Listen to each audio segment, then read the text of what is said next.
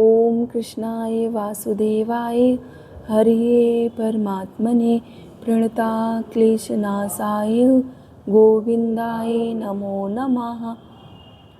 आप सभी को योगिनी एकादशी की बहुत बहुत शुभकामनाएं। आइए आज सुनते हैं योगिनी एकादशी का महत्व। आषाढ़ मास के कृष्ण पक्ष में आने वाली योगिनी एकादशी का महात्म ब्रह्मवैवर्त पुराण में भगवान श्री कृष्ण और युधिष्ठिर महाराज के संवाद के रूप में वर्णित है। एक बार युधिष्ठिर महाराज ने भगवान श्री कृष्ण से पूछा, हे भगवान, आषाढ़ मास के कृष्ण पक्ष में आने वाली एकादशी का नाम क्या है? कृपया मुझे बताएं। इस पर भगवान श्री कृष्ण ने कहा, हे राजन, इसको योगिनी एकादशी कहते हैं। जो कोई भी इस एकादशी का पालन करता है वह समस्त पापों से मुक्त होकर भव सागर को पार कर जाता है। हे नृपश्रेष्ठ, मैं तुम्हें इसके आगे की कथा सुनाता हूँ, उसको तुम सुनो। अलकापुरी के राजा महाराज कुबेर शिव जी के अनन्य भक्त थे। हेम नाम का यक्ष उनका माली था। यक्ष की पत्नी विशालाक्षी बहुत सुंदर थी और यक्ष और विशालाक्षी दोनों एक दूसरे से बहुत प्रेम करते थे। मानस सरोवर से सुंदर फूल इकट्ठा करके वह माली रोज महाराज कुबेर को देता था, जिससे महाराज कुबेर उन सुंदर फूलों का उपयोग शिव जी की पूजा में करते थे। एक दिन हेम ने सुंदर फूल इकट्ठा किए, पर वह कुबेर को ना देकर अपनी पत्नी के प्रेम के कारण घर चला गया। फूलों के अभाव के कारण महाराज की पूजा संपन्न ना हो सकी। 6 घंटे की प्रतीक्षा के पश्चात कुबेर को अत्यंत क्रोध आ गया और उन्होंने एक सैनिक को माली के घर भेजा।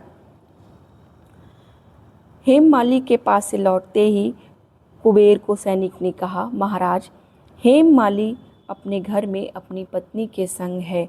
ये सुनने के पश्चात कुबेर ने हेम माली को बुलवाया, जिस पर कुबेर ने हेम ने वहाँ आकर कुबेर से माफ़ी मांगी और साष्टांग प्रणाम किया। क्रोधित कुबेर ने कहा, हे मूर्ख, आध्यात्मिक तत्वों का खंडन करने वाला महापापी व्यक्ति, अपनी पत्नी के आसक्ति के कारण आज तुमने मेरे प्रिय आराध्य महादेव जी को गुस्सा कर दिया। ये केवल तुम्हारे इंद्रिय भोग के कारण ही हुआ। इसलिए मैं तुम्हें शाप देता हूँ कि तुम कोढ़ी हो जाओ, जिससे इसके आगे तुम अपनी पत्नी से हमेशा दूर रहोगे। मूर्ख, फौरन इस जगह से निकल जाओ।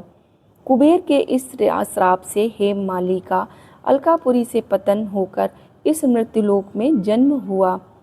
थोड़े काल के बाद उसे कोढ़ हुआ। उस दुख से वह बहुत परेशान था। भूख, प्यास और परेशानी से व्याकुल होकर वह वन में गया और रात दिन उसने इसी तरह गुजारे। भ्रमण करते करते एक दिन वह मेरु पर्वत पर गया। वहाँ पर उसने महान तपस्वी मार्कंडेय जी को देखा, जिनकी आयु लगभग 7 कल्प है। उन्हें देखकर दूर से ही उसने उन्हें अनेक बार साष्टांग प्रणाम किया। तो दयावान करुणावान मार्कंडेय ऋषि ने उसे अपने समीप बुलाकर पूछा, तुमने ऐसा कौन सा महापाप किया है जिससे तुम्हें यह रोग हुआ? यह सुनने के पश्चात हेम माली ने सभी वृतांत उनसे कहा और पूछने लगा, हे ऋषिवर, गत जन्मों के कुछ पुण्य के उदय से आपके मुझे दर्शन हुए। कृपया करके पाप मुक्त होने के लिए कोई उपाय बताएं। तभी मार्कंडेय ऋषि ने कहा, हे माली, आषाढ़ मास के कृष्ण पक्ष में जो योगिनी एकादशी आती है उसका तुम पालन करो। ऐसा करने से उस व्रत के प्रभाव से तुम सभी पापों से मुक्त हो जाओगे।